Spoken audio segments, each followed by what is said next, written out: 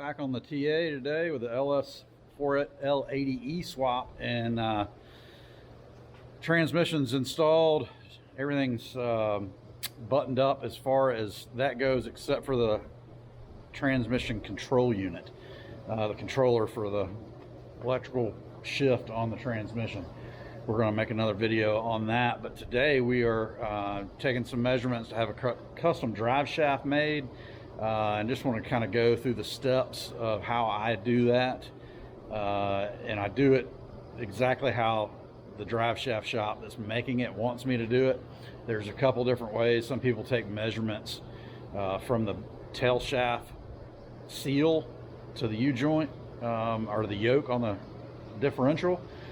We do it a little bit different than that.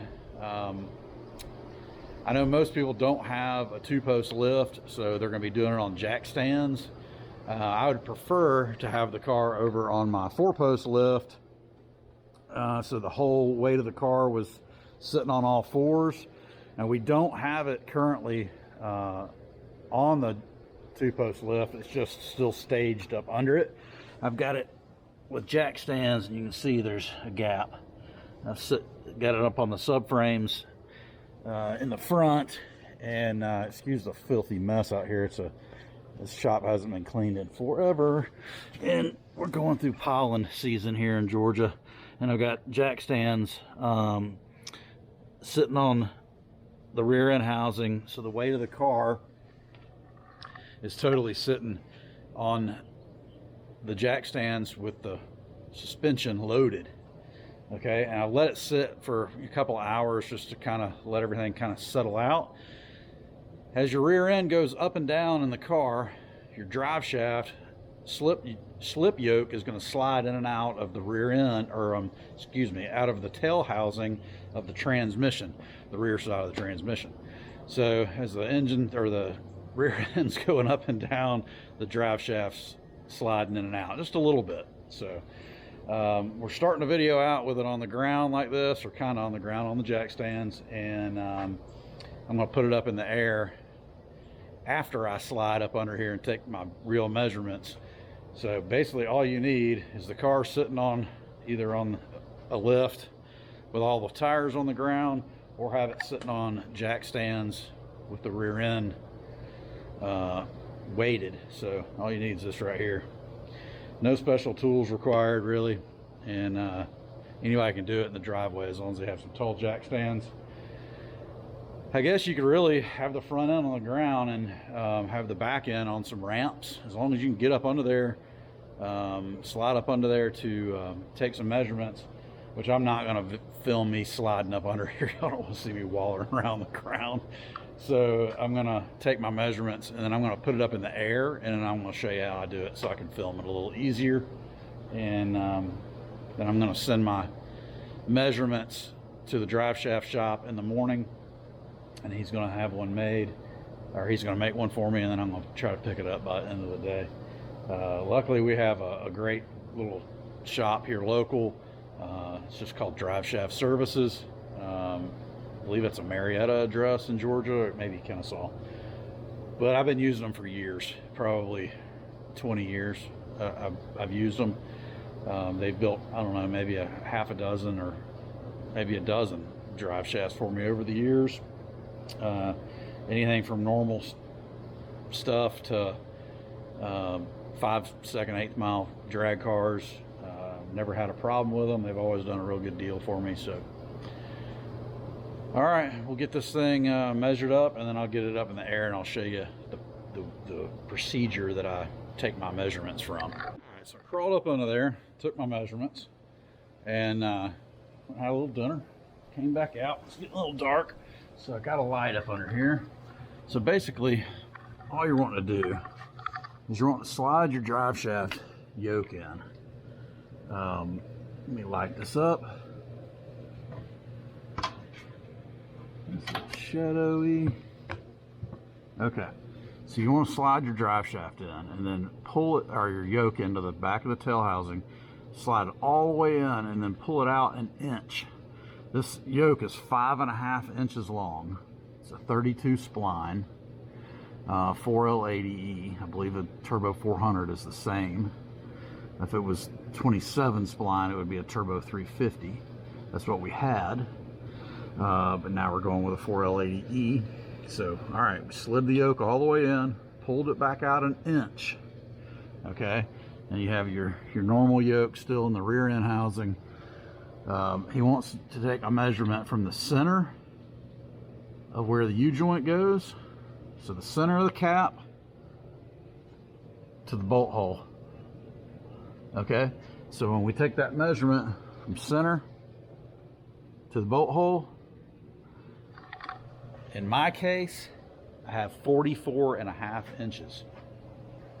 Now, some people tell you to measure from here, from the back of the seal to the cap. And, you know, if that's how your drive shaft shop measures theirs, and that's fine. Let's take a measurement real quick and see what it is with the suspension drooped. See if we still get 44.5.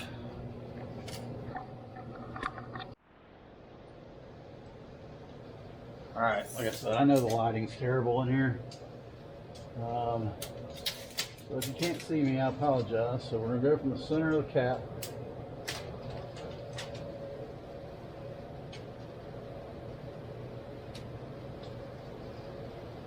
My yoke, and we still have 44.5 inches. Still 44.5 inches, even with no weight on this. Now these leaf springs, it's pretty stiff. But we're gonna have a little bit of compensation for in and out play with that inch slid out on the yoke. I'm surprised that doesn't push up, but it doesn't. It's measuring the same as it did when I had the weight on it. And I did try to push down on the car a little bit when I had it sit on the jack stands, and like I said, it was totally off the rack. The two-post lift had this much of a gap between the pad and the frame, so it was not sitting on the lift. But I could barely get any movement out of these springs. Springs are stiff on this car. It is what it is on that. Now, every car is going to be a little different. Your car may not be a leaf spring car. It may have looser leafs. It may be a mono leaf car, or a coil spring car, or a coil over suspension car. It could be whatever, but they recommend having the weight on it. This car does not have any fuel in the gas tank either. So when you put 20 gallons of gas, or whatever, 16 gallons of gas, or whatever this tank holds, I think it's 16, it's gonna push it down a little bit more, which will push the yoke in on the transmission. So we're going to compensate for that a little bit.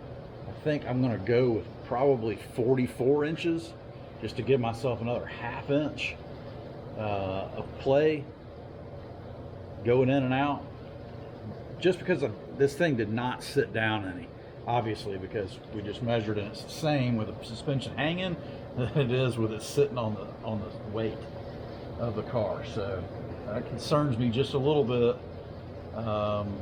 Like I said, I probably should have threw some weight in the trunk, but like I said, with this leaf spring setup and this rear sway bar deal being so stiff, I don't think that it's going to it's not going to have a whole lot of up and down travel in the back. But I think giving it another ½ inch of security. So you don't want that drive shaft or the yoke of the drive shaft, you don't want it bottoming out into the transmission. You don't want this to bottom out. You can damage the tail shaft housing. You beat the bushing out of it. You damage the seal. I mean, you could tear all kinds of stuff up. So if this thing was to hit big bumps, or you ended up putting like 4 people in the car, full load of gas, and you hit some heavy bumps, and that rear end's coming up in the car, and that drive shaft's pushing in and out, you don't want it to slam into the back of the tail shaft housing. That's why the yoke slides in and out, to keep it from doing that and damaging it. So I am going to go another ½ inch just for security. and I think we'll be good with that. And I'm gonna send Driveshaft Services the measurements in the morning. He did let me borrow that yoke. It's good to have a relationship with people, because he was just like, come grab a yoke, slide it in, and then tell me the measurements and I'll build you a shaft. So he didn't make me prepay for it or anything, which was very cool of him. But like I said, I've been using those guys forever. And whether or not he remembered me, I really don't know. But I have been using those guys forever, and he's got a quick turnaround. He's always been able to build me a shaft within a 24-hour period. Not saying that they can do that for you, but I don't think I've ever had to wait more than a 24-hour period to get a drive shaft built down there, even when they're slammed. They're pretty good at turning the work out. It's pretty much all they do is build drive shafts, and they may do other stuff, but I think that's all they do. Anyway, we'll get these measurements sent in the morning, and hopefully in the next frame I'll be showing you a drive shaft. We'll be sliding a drive shaft in this thing and see what it looks like slid in, see if we still have that inch, or if we have a little less or a little more of the yoke slid out once the drive shaft's made. All right, stay tuned. Next scene will be the drive shaft installing, hopefully. Here we are the next day. Got the drive shaft. They got it all knocked out for me. They were done quick this morning. I called them at like 8:30 this morning, and they were done by like, I don't know, 10. They didn't do the best job in the world painting it, but as long as it works, it's gonna be fine. It's not a showpiece. I could repaint it, but I don't know what's looked like their spray can was running out, or somebody just didn't know how to keep it level. Anyway, they usually spin those in the lathe and just shoot it with paint while it's spinning, while they're balancing it. Anyway, not a big deal. So I was running the dump truck today, and I had like 7 loads, and started pretty early this morning, like 6 a.m. and got done and was trying to get back here, and I needed to run down to Marietta to go grab that drive shaft, and I was like, all right, I gotta get the yoke out of the transmission, because I left the yoke in the transmission last night after we got on measuring. And so I got it out and I put it back in the bag. You know, he let me borrow a yoke so I could do my measuring, and I set it down on the wall out there, and forgot it. I rushed home, got the car, put it back up in the air, got the yoke out, put it back in its package, and totally forgot it, but no big deal. So we're gonna poke this thing in and see if we measured right. Hopefully so.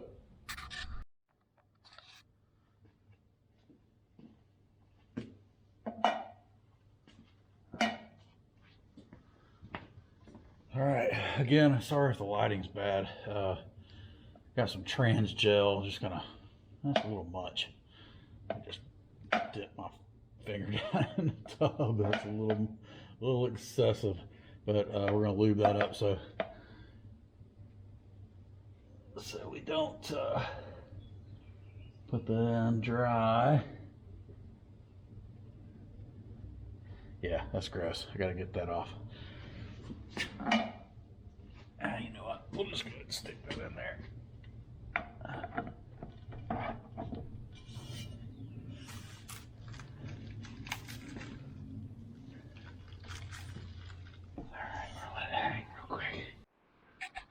Alright, so we got it slid in. That's where it was, just about where we took the measurement. It's about 1 inch sticking out. A lot of trans gel in there, lots of trans gel.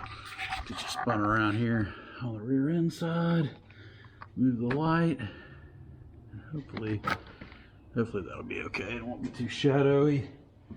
I'm gonna take the saran wrap off real quick. This holds the caps on.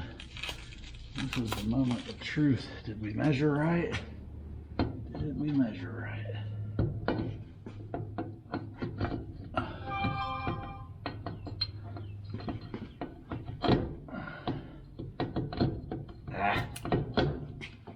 Come on, dude.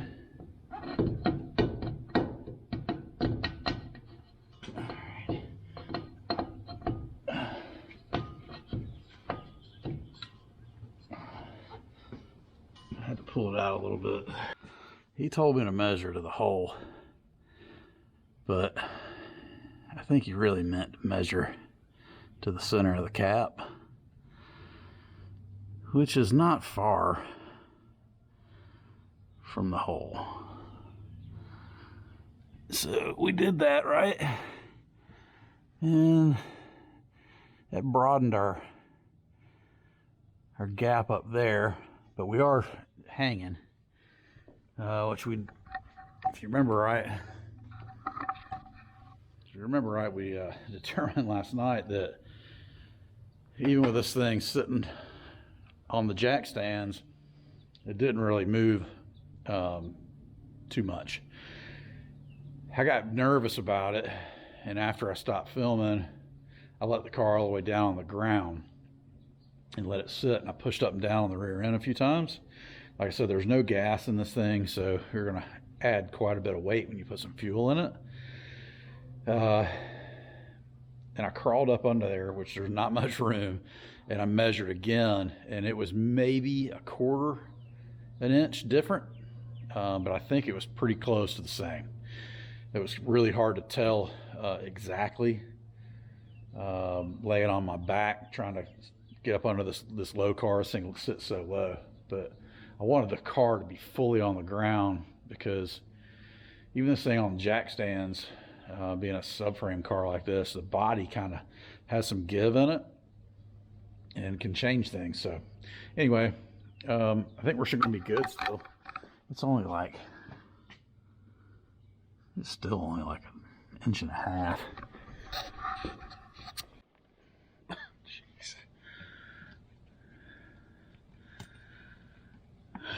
My equipment's so raggedy. All right, we're gonna measure this thing. See how much we got sticking out now. All right. Okay, no, we're dead on. We're dead on. That's 1 inch. That's 1 inch hang. That's 1 inch outside, right there. So that yoke's 5.5 inches long, right? We're all the way in on our caps. We did a good job. We did it right. Yay! We did it right.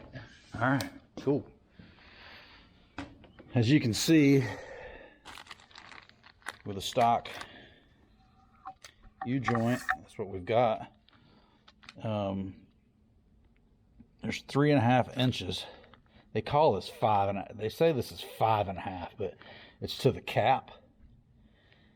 It's to the center of the cap. It's 5.5 right there.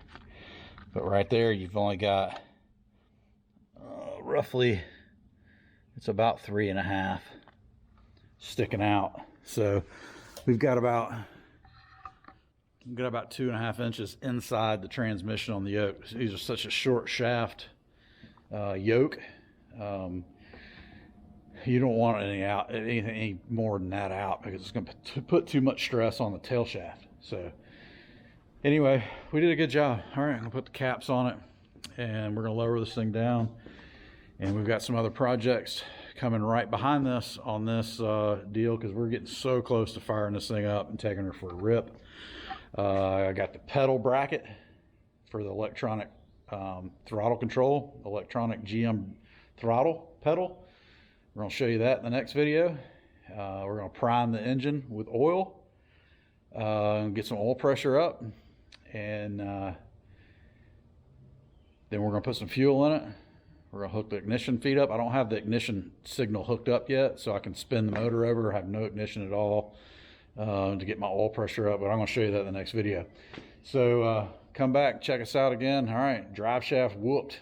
Showed you how to measure it. It worked. Looks perfect to me. Drive shaft costs about 500 bucks. I know you can get a lot fancier ones for, you know, $8,000-9,000, but for what we're doing, just a mild steel drive shaft's all you need. We're not going serious drag racing with this thing or setting the world on fire with it. So it's a good heavy duty drive shaft. It's plenty for what we're doing here. So cool. Thanks for watching. Come back, check us in the next one. Get so close to driving this thing, can't wait.